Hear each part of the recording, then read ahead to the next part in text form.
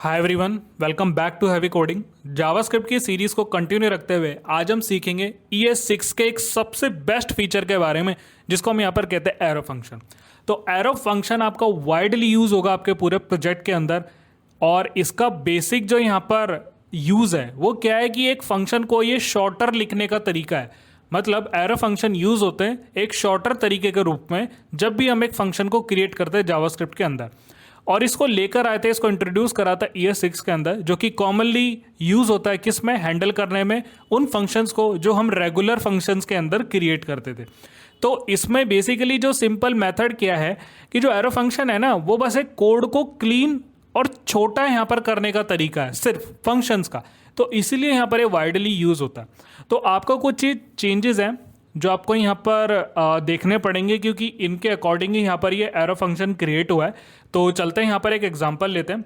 तो अगर मैं एक ट्रेडिशनल जावास्क्रिप्ट का एक फंक्शन लेता हूँ और मैं यहाँ पर लिख देता हूँ फंक्शन ग्रीट नाम से, और इस ग्रीट नाम के फंक्शन के अंदर अगर मैं लॉग लिख के यहाँ पर लिख देता हूँ हेलो, तो ये हमारे पास ट्रेडिशनल फंक्शन है जो कि बेसिक फंक्शन है, हम अभी तक यूज़ करके आए हैं। अब चलता हूँ ब्राउज़र पे, रिफ्रेश करता हूँ तो यहाँ हमारे पास हेलो आ चुका है। अब इस चीज़ को मुझे कन्वर्ट करना है किस में, एरो फंक्शन में। तो एरो फंक्शन के कुछ स्टेप्स हैं। आपको फंक्शन की जगह एक वेरिएबल का यूज़ करना है हमेशा। ये डायरेक्टली ऐसे कॉल नहीं होता है, इसको हमें एक वेरिएबल के अंदर डाल के ही कॉल करना पड़ता है। अब ये ब्रैकेट्स जो हैं ये सेम रहते हैं, और ये जो फंक्शन का नाम है इसकी जगह आपको यहाँ पर देना एरो ऑपरेटर। बस ये इसका मेन चेंज है। ये 3 चेंज आपको करना है इसके अंदर। बेसिकली ये तो सेम ही रहता है, सिर्फ 2 चेंज आपको करना है और ये आपका बन जाता है एरो फंक्शन। तो चलते हैं यहाँ पर, अब इसको बनाते हैं एरो फंक्शन। तो देखो ये ग्रीट नाम का फंक्शन है, मुझे इसको क्या बनाना है, एरो फंक्शन। तो आपको सिंपल लिखना है ब्रैकेट्स, उसमें बताया था कि ब्रैकेट सेम रहते हैं। फंक्शन नेम की जगह आपको लिखना है यहाँ पर एरो ऑपरेटर, और इस एरो ऑपरेटर के अंदर आपको लिख देना ये जो मैंने कंसोल लिखा हुआ है। तो यहाँ पर करता हूँ और यहाँ पर कर देता हूँ पेस्ट। तो आपने देखा कितना ज़्यादा यहाँ पर डिफरेंस है। ये मैंने फंक्शन लिखा, ग्रीट लिखा, और इसके अंदर सिर्फ मैंने ब्रैकेट्स लगाया और एरो ऑपरेटर लगाया। तो इसको हम यहाँ पर बोलते हैं एरो फंक्शन। यही यहाँ पर इसका मेन यूज है। कोड को इसने कितना शॉर्ट कर दिया और कितना सिंपल रीड हो रहा है कि यहाँ पर एक एरो फंक्शन है। बट इसको डायरेक्टली कॉल कर नहीं करा सकते, या तो आप एक कॉन्स्ट में ले लो, चाहे आप लेट में ले लो, ये आपके ऊपर है। तो अगर मैं इसको एक वेरिएबल के अंदर डाल दूँ ग्रीट और इक्वल्स टू डाल दूँ, तब हमारे पास ये ग्रीट नाम का फंक्शन कॉल हो सकता है। कैसे, हमें यहाँ पर कुछ नहीं करना है। ये जो कंसोल है और इस कंसोल के अंदर हमें सिर्फ ग्रीट को कॉल करा देना। इस तरीके से हमें यहाँ पर ग्रीट को कॉल करा देना। ये क्या है, बेसिकली वेरिएबल है। अगर मैं इसको ना करूँ यहाँ पर यूज़, और यहाँ पर ये जो वेरिएबल है इसको मैं डायरेक्टली प्रिंट कराता हूँ, तो हम यहाँ पर क्या करेंगे, इसको बहुत ही सिंपल तरीके से हम प्रिंट करा के देखते हैं। तो चलता हूँ, रिफ्रेश करता हूँ, तो देखो अभी बता रहे कि great has been already declare. क्यों, क्योंकि हमने यहाँ पर ऊपर बना लिया है। चलता हूँ, इसको कमेंट कर लेते हैं, रिफ्रेश करता हूँ, तो यहाँ पर देख रहे हो कि हमारे पास आउटपुट आ चुका पूरा। अब देखो इसमें एक चीज़ है, इसने क्या करा, पूरे फंक्शन का ही आउटपुट दे दिया। जब इसने पूरे फंक्शन का आउटपुट दे दिया, मतलब इसने क्या करा कि जो भी है ना, ये इसको एज अ स्ट्रिंग ले रहा है। अभी ये ग्रीट के अंदर तो ये आगे चुका है और ये इसको एज अ स्ट्रिंग ले रहा है। तो इसके लिए अगर हम इसको एज अ फंक्शन में कॉल कराना, तब हमें यहाँ पर ब्रैकेट्स का यूज़ करना पड़ेगा। और रिफ्रेश करूँगा तो यहाँ पर आ चुका है हेलो। तो अनडिफाइंड तो आपको पता है स्टार्टिंग से एक बार लेता है यहाँ पर अनडिफाइंड। तो हमने यहाँ पर करा हेलो, और इस हेलो को मैंने प्रिंट करा है। तो ये था हमारे पास एरो फंक्शन। ये अभी आपको लग रहा होगा कि लेंदी है या आप कैसे इसको यूज़ करोगे, बट बिलीव मी, आप कोई भी रिएक्ट, नोड, जेएस इन सब का यूज़ करोगे, एडवांस जावास्क्रिप्ट यूज़ करोगे, उसके अंदर आपको ये फंक्शन करना ही पड़ेगा। मैं आपको बता रहा हूँ कि ES6 में पढ़ाई इसीलिए रहा हूँ जावास्क्रिप्ट के साथ, क्योंकि आपको इसकी आदत डालनी पड़ेगी जब हम एडवांस जावास्क्रिप्ट के अंदर जाएंगे। क्योंकि आगे जितने भी टॉपिक है, प्रोमिसेस, असिंक अवेट, उन सब के अंदर यहाँ पर एरो फंक्शंस ES6 का यूज़ हो रहा है, क्योंकि बेसिकली वो डिफाइन ही ES6 के अंदर हो रहे हैं। तो अगर हमें इसको पैरामीटर के अंदर वैल्यू देनी है, तब हम कैसे करेंगे। तो अगर हम पैरामीटर के अंदर वैल्यू देते हैं, तो हम यहाँ पर क्या करते हैं, अगर मैंने यहाँ पर दिया नेम, तो हम यहाँ पर क्या कराते, ES6 से अगर मैं ट्रेडिशनल जावास्क्रिप्ट का नाम लूँ, तो हम यहाँ पर इस तरीके से नेम को प्रिंट कराते हैं। ये था, और यहाँ पर हम नेम पास कर देते हैं, ऐसे करते हैं हम। बट यहाँ पर कैसे करेंगे एरो फंक्शन, तो एरो फंक्शन को मैं अलग से ही लिख के दिखाऊंगा। तो वो मैंने ऊपर इसलिए डाल दी क्योंकि वो ट्रेडिशनल फंक्शन हम यहाँ पर कई बार यूज़ कर चुके। तो अब देखो इसके अंदर अगर हमें वैल्यू डालनी है तो वो कैसे प्रिंट होगी। तो देखो सबसे पहले तो हमें इसको प्रिंट कराने का तरीका बदलना होगा। हमें बैकटिक का यूज़ करना होगा, और बैकटिक हम यहाँ पर लिखेंगे हेलो ES6 कर रहे हैं तो ES6 के अकॉर्डिंग ही इसको प्रिंट कराएंगे। तो सिंपल हम यहाँ पर डाल देंगे नेम।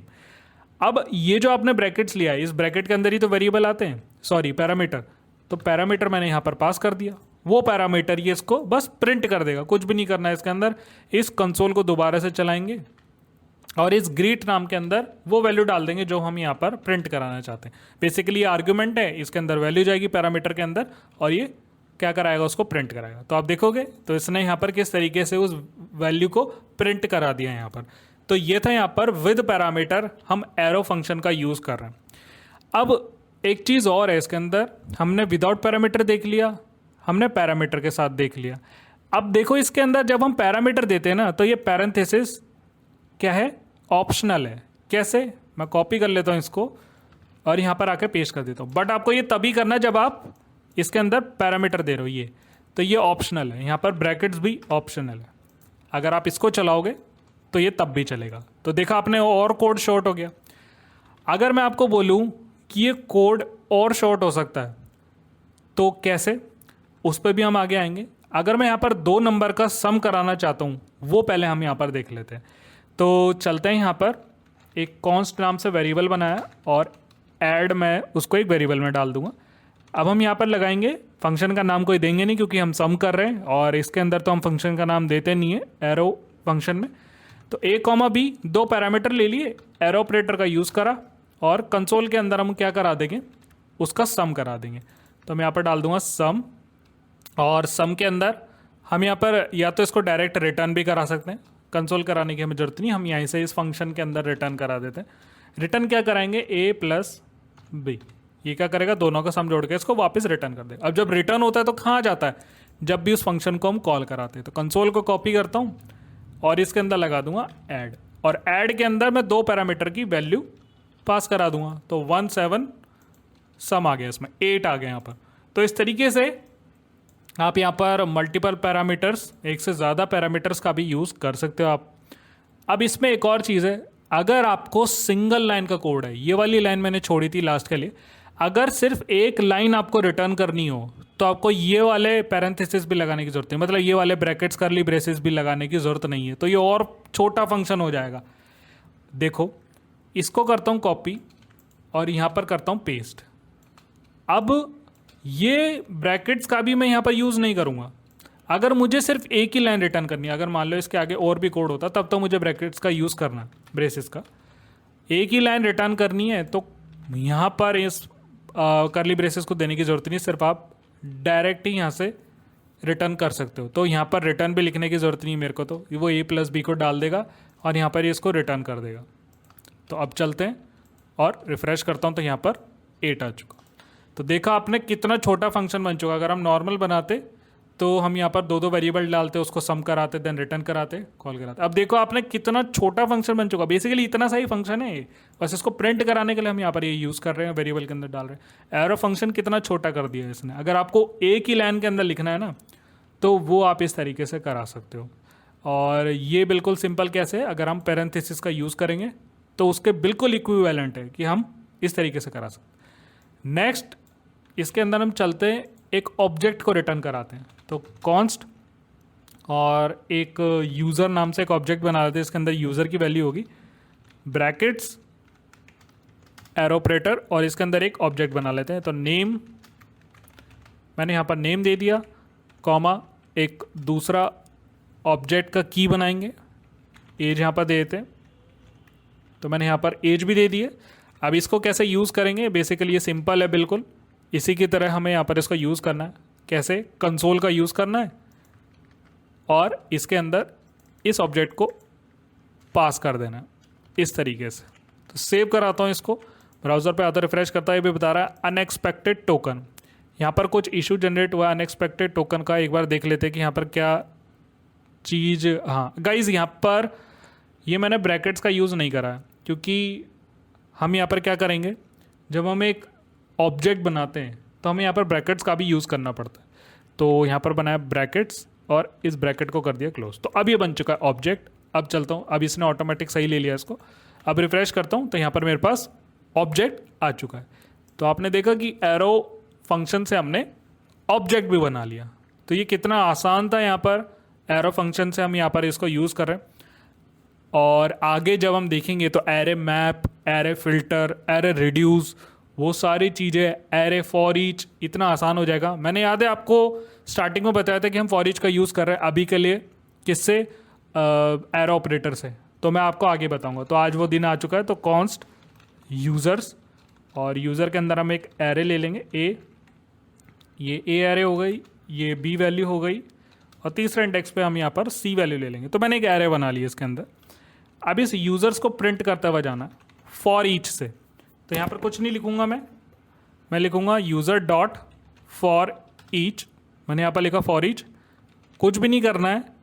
इसके अंदर हमें एरो ऑपरेटर चलाना है, क्या, सॉरी, एरो फंक्शन चलाना है। तो मैं लिखूंगा यहाँ पर यूज़र और यूज़र एरो। इस तरीके से हमने यहाँ पर इसके कॉल बैक में इसको कॉल कर लिया। ये कॉल बैक फंक्शन हो गया क्योंकि इसी के अंदर डाल रहे हैं। इस कॉल बैक के अंदर हमने इसको कॉल करा लिया। कंसोल डॉट लॉग को कॉपी करूँगा और ये क्या करेगा, यूज़र्स को डायरेक्टली प्रिंट कराएगा। अब यहाँ पर फंक्शन लिखने की जरूरत नहीं क्योंकि वो उसके कॉल बैक में ही कॉल हो गए यहाँ पर। तो फॉर ईच का मैंने यहाँ पर यूज़ करा, रिफ्रेश करता हूँ तो यहाँ पर ABC प्रिंट हो गया, आ चुकी मेरे पास एरे। गाइस ये आपको थोड़ा बहुत प्रैक्टिस करना पड़ेगा, इसके बाद आप इसमें एक्सपर्ट हो जाओगे। थोड़ा बहुत स्टार्टिंग में आपको ऐसा लगेगा कि हम इसका क्यों यूज़ कर रहे हैं, बट आप देखोगे कि इसका हमें यूज़ करना ही पड़ेगा। तो अब क्या करते हैं, एरो फंक्शन से एक ऑब्जेक्ट बनाते हैं और उस ऑब्जेक्ट में, जैसे हमने स्टार्टिंग में एक ऑब्जेक्ट के अंदर एक फंक्शन भी बनाया था, तो वो भी हम यहाँ पर कर सकते हैं। बट इसमें क्या होता है ना, इसके अंदर दिस ऑपरेटर यूज़ नहीं होता, इस वजह से हम उसका कभी यूज़ ही नहीं कर पाते। ये दिस क्या करेगा, एक ऑब्जेक्ट के अंदर क्रिएट ही नहीं कर पाता दिस को। ये सराउंडिंग स्कोप होता है दिस का, और ये लेक्सिकल, ये सराउंडिंग स्कोप का जो दिस होता है उसको यूज़ करता है। ये लेक्सिकल स्कोप में जाता ही नहीं, इसलिए हम यहाँ पर इसका दिस का यूज़ कर ही नहीं सकते इसके अंदर। तो अब हम क्या करेंगे, एक सेट टाइम आउट देख लेते हैं। तो सेट टाइम आउट हमने बना रखा है, कॉल बैक फंक्शन है। कैसे करेंगे इसको, हम डायरेक्ट क्या बनाएंगे इसके अंदर, एरो फंक्शन। तो यहाँ पर बना दिया मैंने एरो फंक्शन, बस सेट टाइम आउट यहाँ पर हो चुका। इसके अंदर आपको जो डालना है कंसोल लॉग के अंदर या किसी और फंक्शन को कॉल कराना है वो आप यहाँ पर करा सकते हो, और इसके बाद जो ब्रेसेस है आप उसका टाइम दे सकते हो। बस देखा अपने एरो ऑपरेटर ने तो इसको और स्मॉल कर दिया। तो चलता हूँ और रिफ्रेश करता हूँ और 2 सेकंड बाद यहाँ पर ये ऑटो कॉल हो जाएगा। तो इस तरीके से आप यहाँ पर काफ़ी इसको ज़्यादा कोड को छोटा कर सकते हो। बट एरो फंक्शन एक कंस्ट्रक्टर की तरह यूज़ नहीं हो सकता है, बट जो हमारे डिफ़ॉल्ट ट्रेडिशनल फंक्शन है वो यहाँ पर कैसे जो कंस्ट्रक्टर है उसकी तरह क्रिएट हो सकते हैं। अब इसमें एक और चीज़ है जो आपको इंटरव्यू को बतानी है, इंटरव्यूअर को। इसके अंदर अगर हम एक आर्ग्यूमेंट को पास नहीं करते हैं, मतलब एक पैरामीटर है एक वेरिएबल के अंदर, उसको मैंने नहीं बनाया और सिर्फ आर्ग्यूमेंट को पास करा, तो ये यहाँ पर एरर जनरेट करता है। तो मैं एक फंक्शन बना लेता हूँ और एक फंक्शन के अंदर मैं लिख देता हूँ यहाँ पर डेमो। मैं एक डेमो दे देता हूँ इस चीज़ का, और कंसोल डॉट लॉग के अंदर मैं क्या डाल देता हूँ, एक आर्ग्यूमेंट। कुछ भी आप ले सकते हो वेरिएबल, तो वैसे भी आर्ग्यूमेंट होता है। आर्ग्यूमेंट होता क्या है, हमने सीखा हुआ है कि जब हम एक फंक्शन के अंदर वैल्यूज़ को डालते हैं जो कि इसके पैरामीटर के अंदर जाती है, इनको बोलते हैं हम आर्ग्यूमेंट्स। तो अगर मैंने यहाँ पर आर्ग्यूमेंट्स दी और यहाँ पर मैंने पैरामीटर नहीं बनाया, तो देखते हैं यहाँ पर क्या आउटपुट आता है। मैं रिफ्रेश करता हूँ तो यहाँ पर आर्ग्यूमेंट आया 1 2 3 4, ये सॉरी 1 2 4 यहाँ पर आ चुका। ये आर्ग्यूमेंट आ चुके हैं। अगर मैंने इसके अंदर पैरामीटर नहीं दिया तो भी इसने आर्ग्यूमेंट्स के ज़रिए इसको प्रिंट करा दिया। बट ये चीज़ एरो ऑपरेटर के अंदर नहीं चलती है।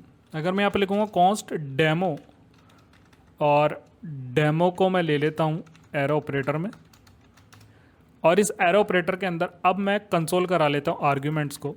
मैंने आर्ग्यूमेंट्स को कंसोल कराया, और इसको हम क्या करेंगे, हम तो आर्ग्यूमेंट्स यहाँ पर करा ही नहीं सकते हैं बेसिकली। तो चलते हैं यहाँ पर, इसको कराते सेव और रिफ्रेश करूँगा तो ये इसका आउटपुट नहीं देता। अगर हम इसको कॉल भी कराएं कंसोल डॉट लॉग और इसके अंदर करते हैं डेमो, डेमो को कॉल कराते हैं, रिफ्रेश करता हूँ तो आप देखोगे इसमें बता रहा है कि uncaught reference argument is not defined. तो यहाँ पर ये कि डिफरेंस है इस चीज़ का। एक तो पहला ये है कि इसका कंस्ट्रक्टर नहीं बन सकता, दूसरा इसके अंदर हम आर्ग्यूमेंट्स को पास करके विदाउट पैरामीटर आर्ग्यूमेंट्स का यूज़ नहीं कर सकते हम इसके अंदर। इसके लिए हमें यहाँ पर स्प्रेड ऑपरेटर और रेस्ट ऑपरेटर का यूज़ करना पड़ेगा, जो कि अब टाइम आ चुका है, मैं आपको आगे बताने वाला हूँ। तो बेसिकली इसको कब यूज़ करते हैं? जब हम एरे के मेथड्स का यूज़ करते हैं, जिसके अंदर मैप आता है, फिल्टर आता है, रिड्यूस आता है, फॉर ईच आता है, कोई स्मॉल यूटिलिटी फंक्शन हो गया, कोई कॉल बैक फंक्शन हो गया, set time out, set interval. तो इसके अंदर बहुत ज़्यादा यहाँ पर यूज़ होता है एरो फंक्शन। जब आप एसिंक्रोनस करोगे, अवेट करोगे, प्रोमिसेस, देन रिवर्स, वो सारी चीज़ों के अंदर हमारे पास ये यूज़ होता है एरो फंक्शन। तो आई होप गाइज आपको समझ आया होगा कि किस तरीके से हम यहाँ पर एरो फंक्शन को क्रिएट करते हैं, उसको यूज़ करते हैं और अपने कोड को शॉर्ट करते हैं।